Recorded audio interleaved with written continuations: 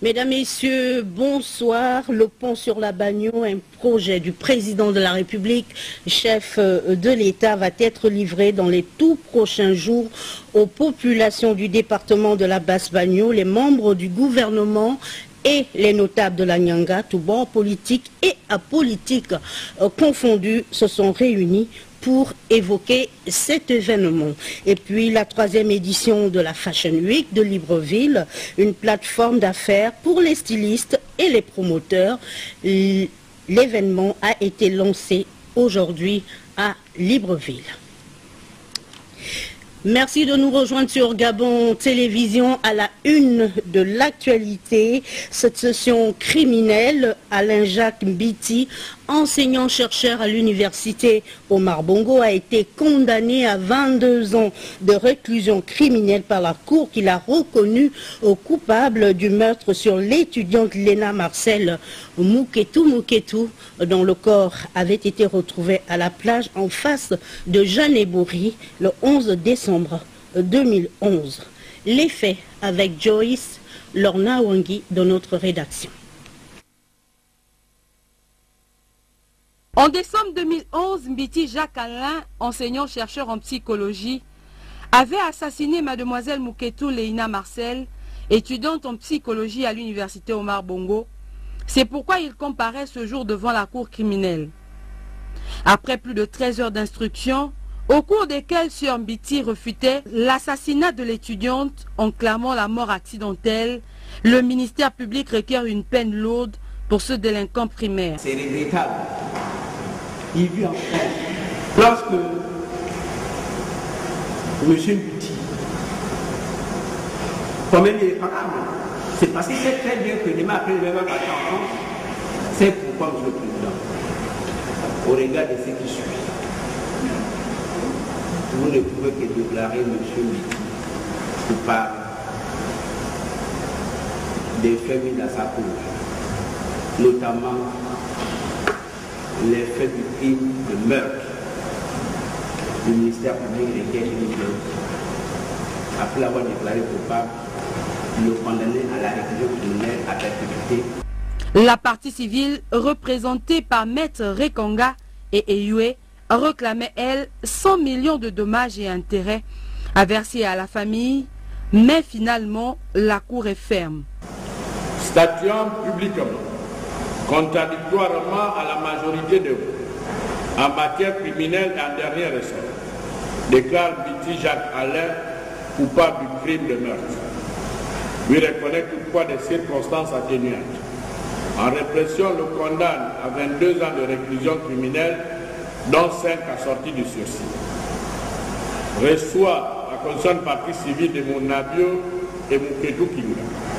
Condamne Mbiti Alain à leur payer la somme de 50 millions de francs CFA à titre de dommages et intérêts. Pour la défense, c'est un verdict sévère pour une affaire qui n'avait pas de preuve que son client était bien l'auteur de ce crime. Après 2 ans d'instruction et après 12 heures d'instruction à la barre, nous en sommes toujours à des supputations. Tous les témoins affirment qu'il y avait une action de circulation. Et le parquet général, à l'audience, est arrivé avec des scellés. Des scellés qui étaient composés des phares du véhicule. Comment peut-on dénier l'existence même d'un accident, la thèse de l'accident? Écoutez, nous sommes dessus, nous allons nous prouver en cassation. La justice ici vient de démontrer qu'elle n'a pas de classe sociale. Elle met hors d'état de nuire tout criminel. Le Premier ministre, chef du gouvernement, Daniel Onaondo, a procédé hier à Bitam, dans la province du Wallentem, au lancement de la campagne nationale préventive contre la poliomyélite. Le Premier ministre était là-bas avec les ministres originaires de cette province sur les lieux Désiré Singatadi à l'Insergéenne. Une campagne nationale préventive de vaccination contre la poliomyélite édition 2014, voilà qui aura conduit le Premier ministre chef du gouvernement, le professeur Daniel Naondo, qu'accompagnait le ministre de la Santé Michel Mingue-Mingouan, du ministre délégué Louis-Philippe Mvekougué et l'élu de la commune de Bitam, René Ndemezo-Oubian, à effectuer le déplacement de Libreville à Bitam pour le lancement officiel de cette campagne censée toucher plus de 844 000 enfants de moins de 15 ans. Pour la circonstance, c'est tout le Gotha politico-administratif local et de nombreuses mères et enfants qui se sont donné rendez-vous à la place de l'indépendance de Bitam. L'occasion pour le maire, Clotaire Edunkoulou, d'exprimer la satisfaction qui est la sienne à l'issue de cette initiative du gouvernement en collaboration avec l'OMS et l'UNICEF. Nous nous réjouissons de votre rapidité de réaction, Monsieur le Premier ministre, pour la prévention de cette épidémie de poliomyélite annoncée à nos frontières, comme c'est d'ailleurs toujours le cas depuis que vous êtes à la tête du gouvernement. Ce qui est du reste très rassurant pour les autorités politico-administratives et les populations de notre localité. C'est d'autant plus rassurant que ces opérations de vaccination se déroulent de façon conjointe dans les 3 pays frontaliers que sont le Cameroun, la Guinée équatoriale et le Gabon. Pour les partenaires à cette opération de vaccination, la présence du Premier ministre à cette cérémonie témoigne l'importance que le président de la République, chef de l'État, son Excellence Ali Bongo Ondimba et son gouvernement accordent à la santé des Gabonais. Excellence, Monsieur le Premier ministre, notre présence ce jour à Bitam pour le lancement de cette campagne n'est pas fortuite. En effet, depuis le dernier trimestre de l'année 2013, les pays de la sous-région d'Afrique centrale font face à une épidémie de poliomyélite qui touche particulièrement les enfants de moins de 15 ans. Ainsi, rien que cette année, de janvier à juin 2014, 10 cas de polio ont été enregistrés dans la région africaine. 3 cas au Nigeria, 3 cas au Cameroun, et 4 cas en Guinée équatoriale. Rappelons qu'en 2011, alors qu'une épidémie de poliomyélite était déclarée en République du Congo, le Gabon, sous l'impulsion du président de la République, avait anticipé sur fonds propres une campagne de vaccination, ce qui lui a valu le satisfecit de la communauté internationale, mais surtout de l'Organisation mondiale de la santé. Pour le Premier ministre, chef du gouvernement, la priorité la santé des Gabonais est une priorité pour le président de la République, chef de l'État, Ali Bongo Ondimba. Et on ne peut pas construire un Gabon émergent si les hommes et les femmes ne sont pas en bonne santé. Nous retrouvons Désiré Atadi. Le lancement de la campagne nationale de lutte préventive contre la poliomyélite que présidait le Premier ministre chef du gouvernement, le professeur Daniel Naondo à Bitam, sous l'impulsion du président de la République, aura, au regard de la mobilisation sur le terrain, suscité un réel intérêt. L'occasion pour le numéro 1 du gouvernement de rappeler aux uns aux autres la logique du Gabon en ce qui concerne la lutte contre cette maladie. La quête d'une meilleure santé de la population pour assurer le développement est une préoccupation constante du gouvernement de la République. Le Gabon s'inscrit dans cette logique depuis plusieurs années et adhère à ce titre aux différentes initiatives internationales visant l'amélioration des conditions de vie des populations. Ainsi, de nombreuses actions sont régulièrement entreprises en accord avec la communauté internationale et avec l'appui des partenaires au développement. C'est justement le cas pour la lutte contre la poliomyélite. La poliomyélite est une maladie infectieuse pour laquelle il n'existe pas de traitement. Quand elle ne tue pas, elle laisse des séquelles sous forme d'infirmité physique à vie, les enfants étant le plus souvent touchés. Cette situation entraîne une grande souffrance pour les victimes, les familles, et prive le pays des forces vives nécessaires à son développement. En bon pédagogue, le Premier ministre, pour les besoins de la cause, n'a pas hésité dans l'objectif d'atteindre le plus grand nombre à traduire son discours en langue fan. Bazona, et comment vacciner Miabani, mais le remenda Mandania Wonga, mon parlement Philippe Nawonga, bien Yaneti, à quel gouvernement il y a un peu cette Nawonga, ni vacciner Bani. Avec mon accord de polio, à boire du nouveau, à Tuwa, à B, à Nefogu, Nawonga. Et moi, je sais que je suis mitan, ni vacciné, ni moi. Rappelons qu'en 20 ans, le nombre de cas déclarés de poliomyélite a été réduit de 99%, ce qui, selon le chef du gouvernement, ne devrait en aucun cas faire baisser la vigilance. Car, je cite, « Aucun enfant ne devrait souffrir d'une maladie aussi grave, c'est inadmissible ». À Libreville, le Premier ministre s'est entretenu avec le directeur général de la société Catra. Des précisions dans ce compte rendu de David Assoumeya. La préservation de notre environnement est une préoccupation majeure des hautes autorités gabonaises. C'est donc fort de cela que l'ouverture d'une fourrière à Libreville, proposée au Premier ministre du gouvernement par la société Catra spécialisée dans ce domaine précis, devient une impérieuse nécessité en vue de lutter contre le sempiternel problème de l'insalubrité devenu un casse-tête gabonais.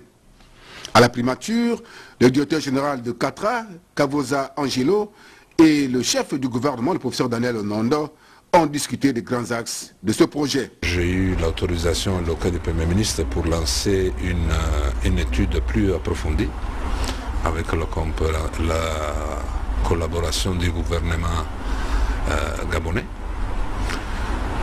Je pense que dans les plus brefs délais possibles, on va donner un projet définitif au Premier ministre pour faciliter l'ouverture de cette fourrière à Libreville. Aujourd'hui, fourrière, ça veut dire écologie, ça veut dire recyclage, ça veut dire beaucoup d'emplois pour les Gabonais, indirect et direct, et aussi salubrité et propreté pour la ville. Nous, tout le monde, nous voyons qu'est-ce que ça cause, tous les épaves des voitures dans toute la ville, dans toutes les Gabons, les épaves des bateaux. Ce n'est pas seulement les voitures, hein, mais ça peut aussi fournir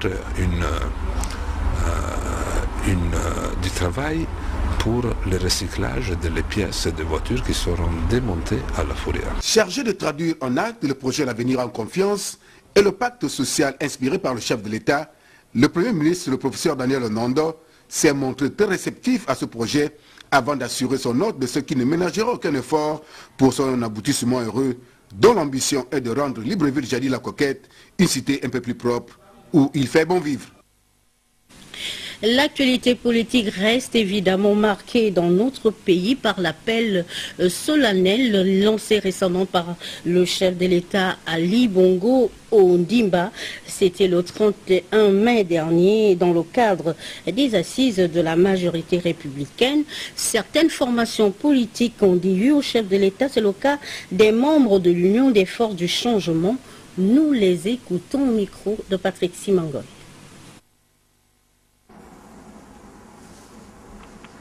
Déclaration commune des partis de l'opposition membres de l'Union des forces du changement, UFC.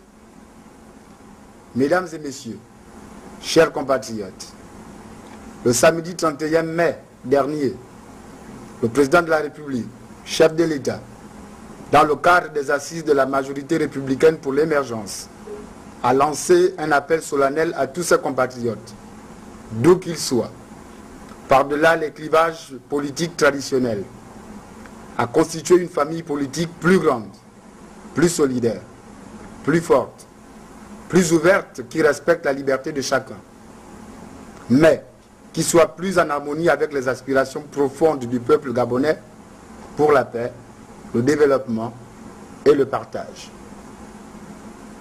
À cette occasion, le président de la République a précisé que cette nouvelle orientation doit transcender les égoïsmes partisans et aller au-delà de notre champ politique habituel, en accueillant aussi bien les petits que les grands, aussi bien les hommes que les femmes, les jeunes et les vieux, les associations, les ONG, les religieux et les personnalités indépendantes, disposés à construire un Gabon qui gagne. Cette nouvelle majorité, le président de la République l'a baptisée majorité républicaine pour l'émergence. Cet appel arrive au moment où, depuis son élection en 2009, le président de la République a déjà engagé des chantiers achevés pour certains et en cours d'achèvement pour d'autres.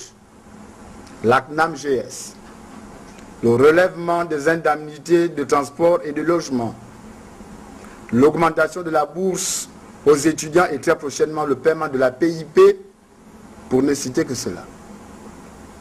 Au regard de cette action et de la vision ambitieuse et prometteuse du chef de l'État, nous, partis de l'opposition, membres de l'Union des forces du changement, en abrégé UFC, signataires de la charte de Mouila, j'ai cité le Rassemblement des démocrates, RDD, le Rassemblement des Gabonais pour l'unité et la paix, le RGUP, le Parti national gabonais, PNG, et l'Union gabonaise démocratique, UGD. Annonçons solennellement ce jour notre ralliement à la majorité républicaine et sociale pour l'émergence suite à l'appel lancé par le président de la République, chef de l'État, son Excellence Ali Bongo Ondimba. Je vous remercie.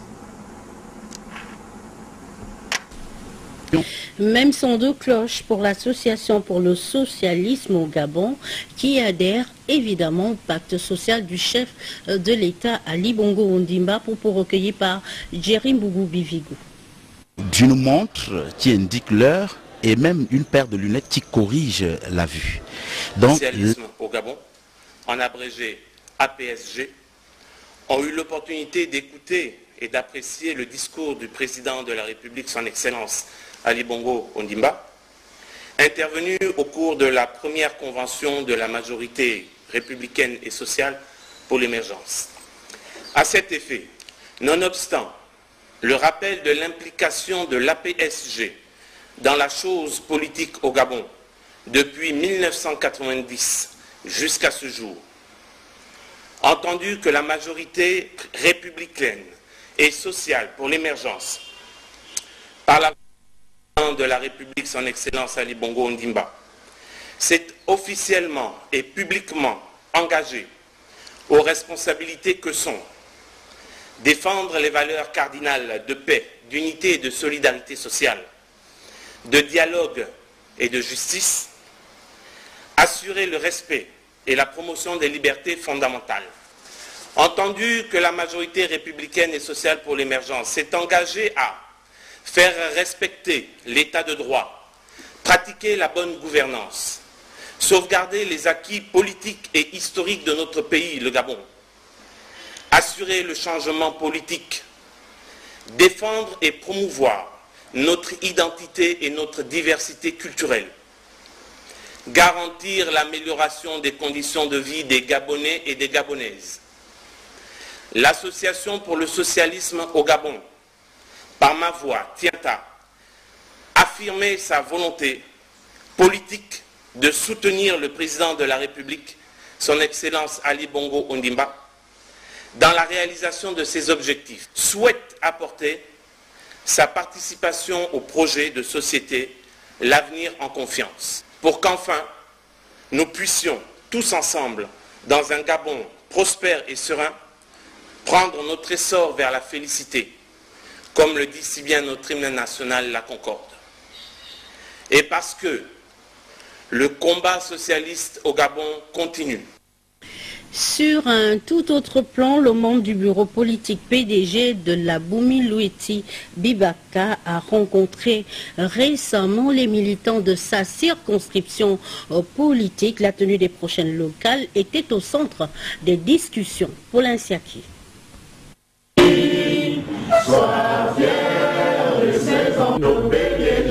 Autour du membre du bureau politique PDG de la Boumi Loueti et de la tête de liste Rodrigue Ndoumba Diamba, les élus nationaux, les membres du comité national et du comité central, les militants, sympathisants et les cadres originaires de la contrée se sont retrouvés autour de ces derniers. La rencontre avait pour axe principal affûter leurs armes pour les élections locales partielles qui vont se tenir à nouveau dans la Loueti Bibaka. À l'occasion de ces élections locales partielles dans la Loueti Bibaka, nous avons besoin de tout le monde. Tout le monde.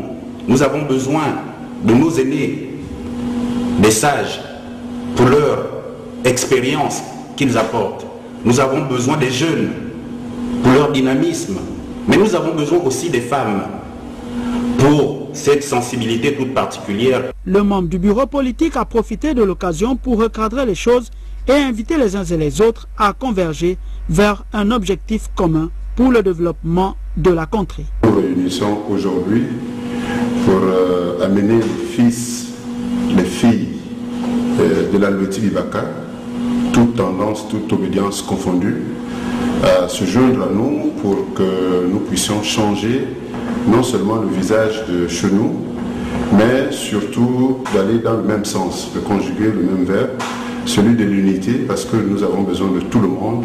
Cette rencontre en prélude aux prochaines élections locales partielles est d'une importance capitale pour les populations de la Loeti Bibaka. Concernant justement la tenue des prochaines locales, nous recevons ici sur ce plateau le rapporteur général de la commission d'accès équitable des candidats, partis ou groupements politiques aux médias publics en période électorale, Syriac Metoko Omba. Communiqué de presse.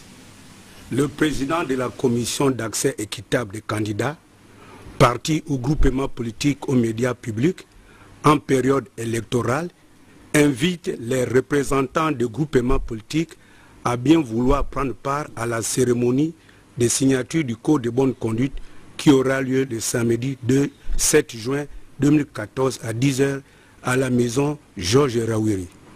D'autre part, les représentants des groupements politiques ci-dessous cités, Majorité républicaine et sociale pour l'émergence, l'UFA, l'UFC, l'ACR, CPDRO, concernés par les élections locales et législatives partielles, de bien vouloir assister au tirage au sort relatif à l'ordre de passage dans les émissions d'expression directe et des débats qui auront lieu au plateau de Gabon Télévision le samedi 7 juin 2014 à 20h30, fête à Libreville le 5 juin 2014, le président Brigitte Anguille Diop. Je vous remercie.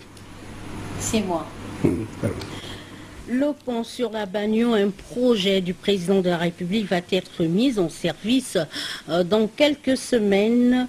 Pour les populations de la Nyanga et de Mayumba, l'heure est à la préparation de l'inauguration.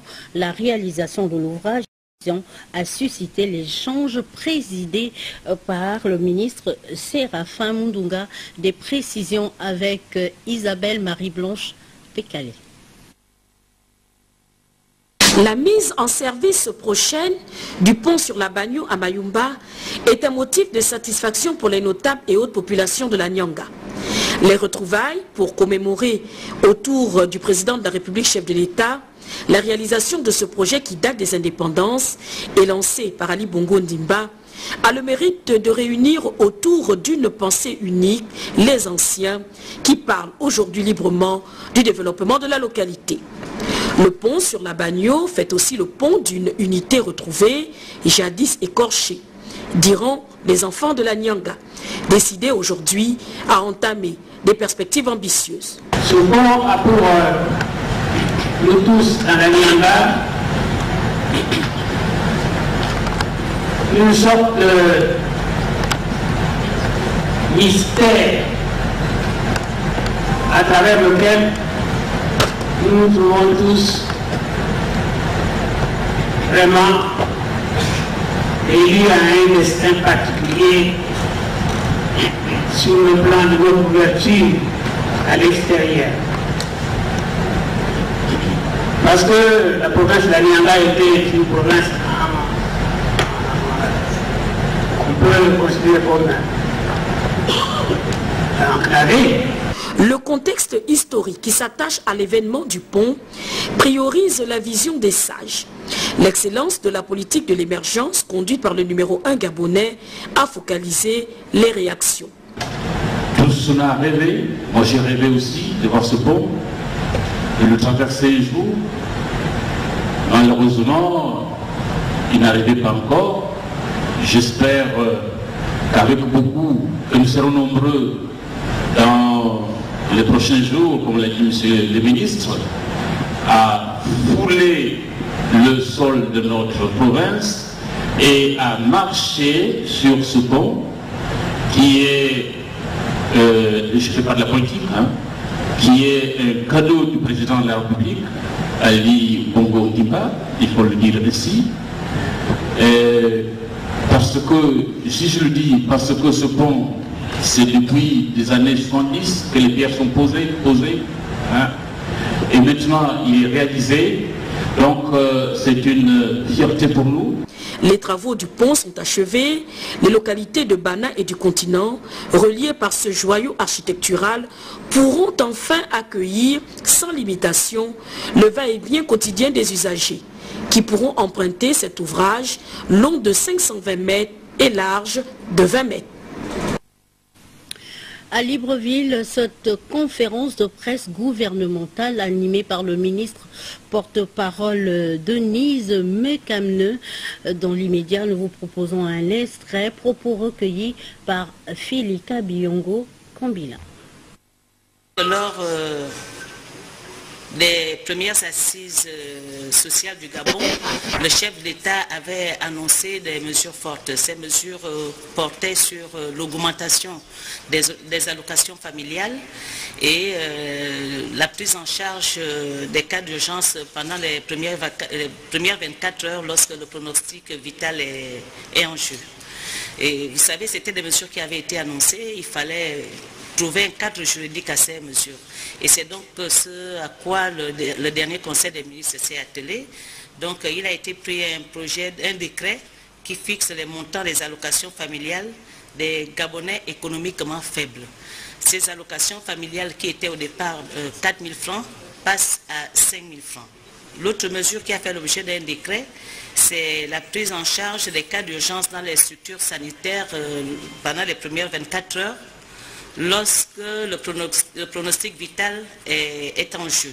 Alors le deuxième point, comme je vous l'annonçais tout à l'heure, porte sur l'état d'avancement des négociations entre le gouvernement et les partenaires sociaux. En ce moment, nous observons une certaine tension et je crois que le reproche qui est toujours fait au gouvernement, c'est le fait de garder silence sur certaines réalisations.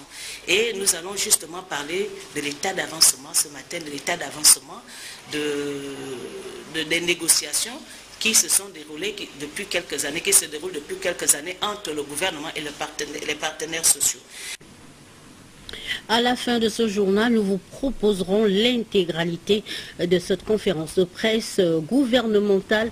Dans le reste de l'actualité, la fête des mères a été célébrée récemment dans le département de Lekoni-Lekori, dans la province du Haut-Ogooué. Akeni, Jacob Moukwangi, Fabrice Limbouba, Gabon Télévision Masoukou.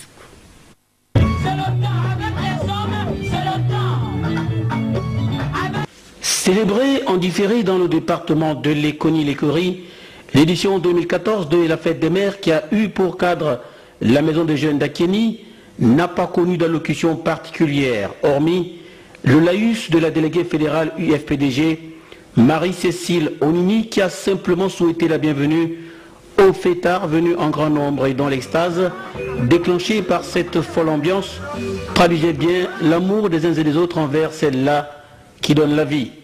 C'est ainsi qu'à travers les différents chants, on pouvait décrypter des paroles fortes, pleines de sens et de symboles, expression d'une affection profonde à l'endroit des mères, berceau de l'humanité. Joignant l'utile à l'agréable, les mères de Lekoni-Lekori bénéficiant de l'onction des mamans bien connues de la région, à l'image de Patience Dabani, Liliane Nadège Ngari ou encore Regina Malé, qui elles ont contribué à leur manière à la réussite de cet événement. Les mères, disais-je, ont offert aux différents invités, dont le préfet et jeune Ndama, un somptueux buffet avec des mets du terroir qui ont permis à tous et à chacun de manger à volonté. En somme, les organisatrices de cette fête ont mis les petits plats dans les grands pour un événement à être inscrit dans les annales du département de Lekoni-Lekori, où les maires annoncent déjà des surprises pour l'année 2015.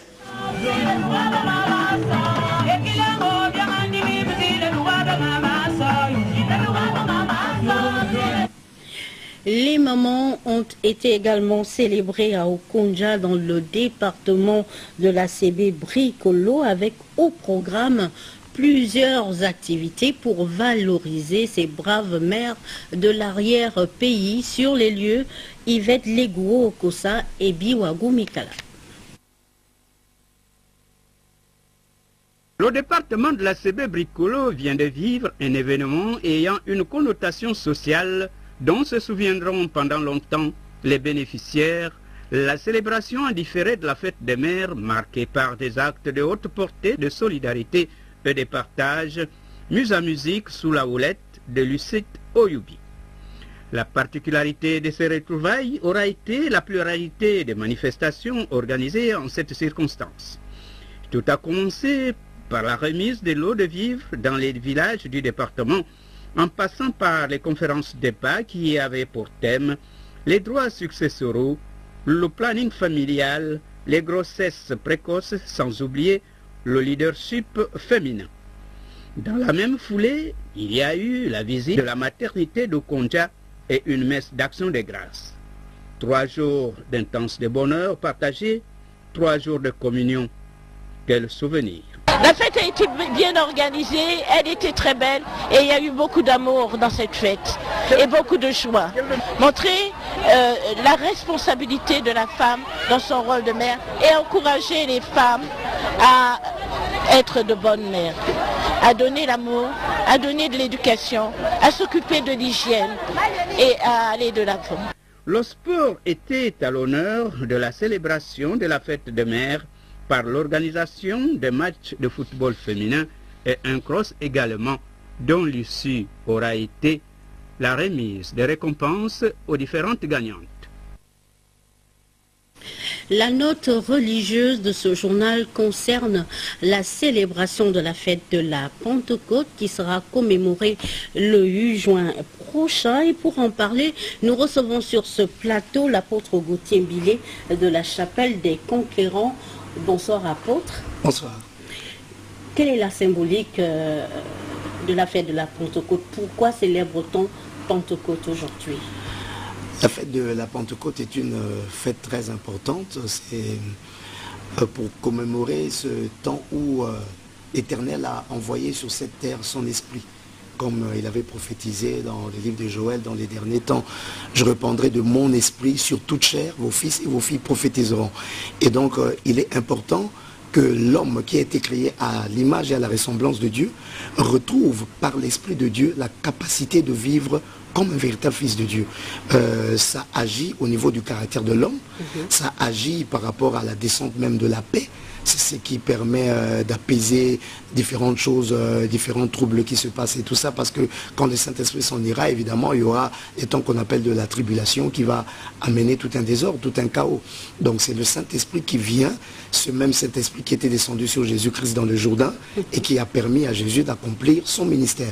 Donc nous accomplissons notre mission, notre rôle sur la terre avec un certain pouvoir qui nous vient de l'Esprit de Dieu. Donc la fête de la Pentecôte est actuelle. Elle impacte la vie du chrétien aujourd'hui. Ça impacte la vie du chrétien aujourd'hui. On ne peut pas vivre le christianisme, la vie même de l'homme, en tant que être créé à l'image et à la ressemblance de Dieu. On ne peut pas la vivre sans le Saint-Esprit. Sans le Saint-Esprit, l'homme est animal.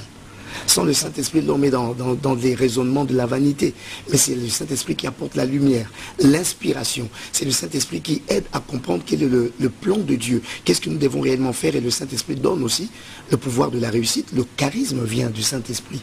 Le rôle que nous avons à jouer sur cette terre, nous ne pouvons résister aux vagues, aux obstacles, que par le Saint-Esprit. C'est l'esprit de consolation, c'est l'esprit qui nous convainc du péché et de la justice. Alors, qu'est-ce que vous proposez au public gabonais ce dimanche 8 juin, justement dans le cadre de la célébration de la Pentecôte? Oui, ce dimanche 8 juin, à partir de 8h30, à l'hôtel Okume Palace, autrement appelé laïco ou intercontinental, nous proposons une grande célébration, une matinée du Saint-Esprit.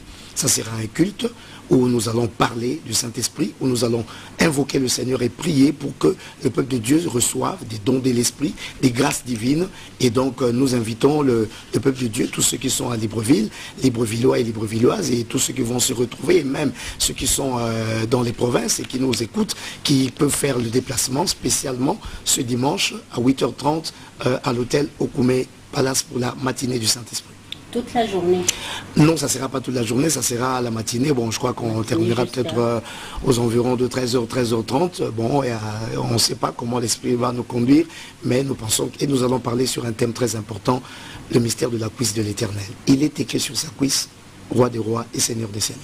En tout cas, nous allons vous accompagner, nous allons relayer cette actualité sur Gabon Télévision. Merci, apôtre Gauthier Billet, d'être passé sur notre plateau. Un autre centre d'intérêt focalise notre attention ce soir. Il s'agit de l'atelier national de restitution et de validation du support provisoire du schéma national d'aménagement et de développement du territoire Palais Omar Bongo Ondimba Guifré Ndong Obien.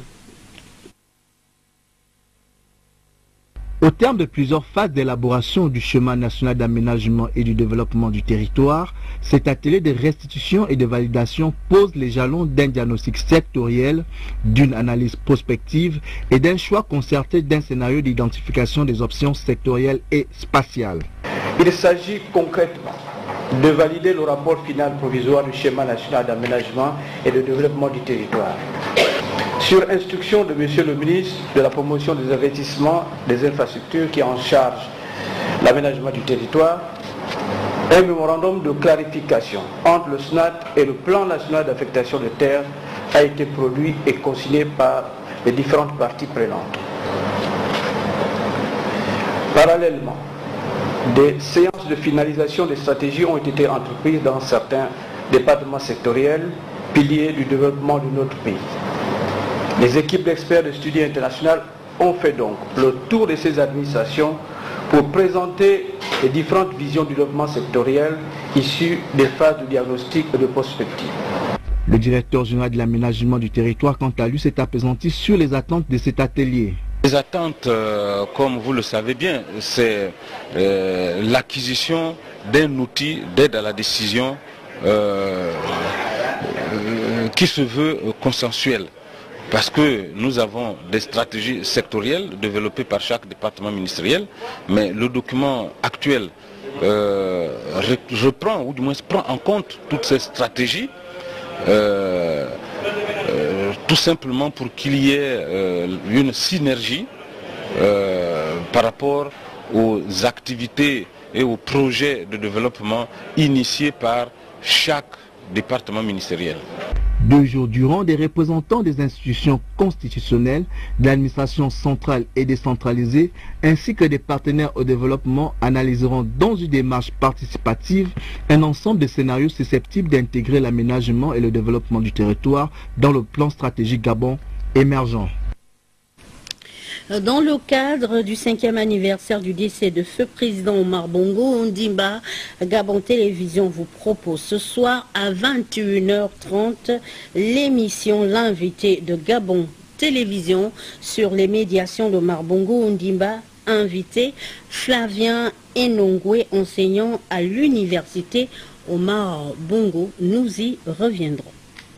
Le ministre de la fonction publique a tour à tour devisé avec la présidente de la Confédération nationale gabonaise et la représentante résidente du PNUD au Gabon. Le compte rendu est de Laetitia Osiadjoui. À être reçue par le ministre de la fonction publique, la présidente de la Confédération patronale gabonaise a fixé avec son interlocuteur le cap de la coopération qui devra désormais s'établir entre la CPG et la fonction publique. Effectivement, a été reçu par le ministre de la Réforme administrative qui a souhaité nous rencontrer pour avoir le point de vue du secteur privé dans le cadre de l'amélioration du service public qui est dédié à l'économie, en considérant que nous sommes les acteurs de la croissance. Il a souhaité effectivement qu'ensemble, nous puissions effectivement discuter des axes de priorité du secteur privé pour que l'administration puisse effectivement bâtir un plan de réforme en accord avec les attentes du secteur privé. Introduite en seconde heure, la représentante du PNUD au Gabon, qui était à sa seconde visite, a venu faire le point sur les discussions engagées avec le patron de ce département ministériel. Au niveau de la réforme administrative, le PNUD, qui a un mandat de gouvernance, a commencé à travailler avec le gouvernement gabonais, justement dans le cadre de cette réforme administrative. Et nous avons rencontré le ministre pour voir quels étaient les axes sur lesquels nous pourrions travailler ensemble, quelles étaient ses priorités, quelle était sa vision, de façon à ce que nous nous engagions tout en suivant les axes du PSGE, mais dans les axes de travail du ministre de la fonction publique, particulièrement dans le cadre de la réforme administrative. En attendant l'aboutissement des 10 dossiers, d'autres rencontres similaires sont attendues au fin de suivre scrupuleusement leur avancée. Le Stade de l'Amitié accueille depuis hier les travaux de la 21e Assemblée Générale de l'Afrique Simbank à l'ordre du jour de ces assises qui se tiendront jusqu'au 7 juin prochain. La validation des comptes de l'exercice 2013 et la recherche des pistes de solutions pour la transformation des économies africaines. Et nous retrouvons Laetitia aussi à Julie. Fondée à Abuja au Nigeria en octobre 1993, la Banque africaine d'import-export, Afreximbank, tient à l'invitation des plus hautes autorités gabonaises les assises de sa 21e Assemblée générale sous le thème « Investir dans les principaux moteurs de croissance et de transformation du Gabon ». Préoccupation en adéquation avec les politiques économiques actuelles contenues dans le plan stratégique Gabon émergent.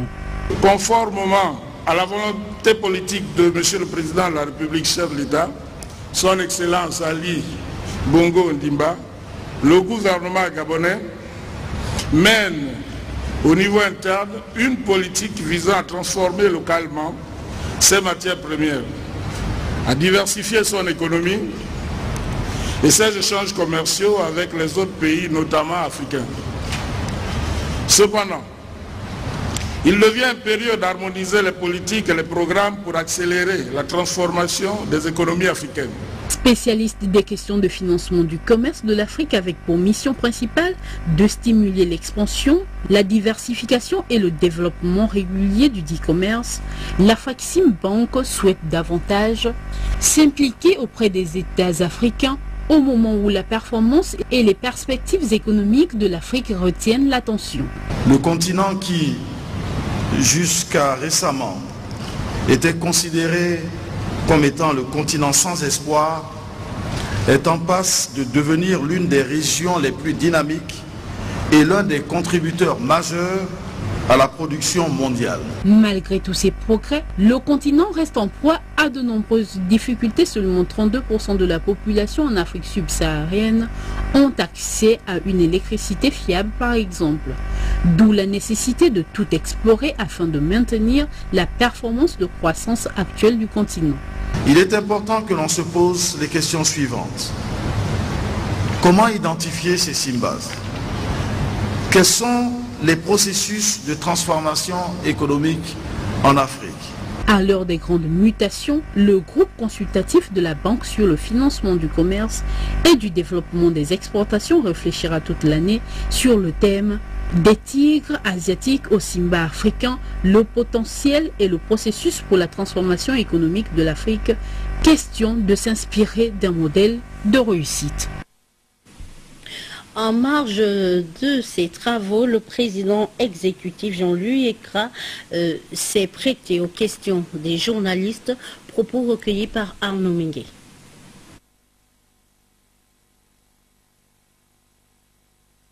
Face aux journalistes, le président exécutif de l'Afreximbank a réaffirmé les missions de cette dernière et ses rapports avec le Gabon en particulier. Le rôle de notre banque, c'est d'accompagner les pays dans la transformation de leurs économies pour pour le commerce. En ce qui concerne les interventions de la banque possibles dans les infrastructures ici au Gabon, nos interventions peuvent couvrir aussi bien des installations portuaires, parce que c'est avec des installations portuaires que l'on peut promouvoir le commerce.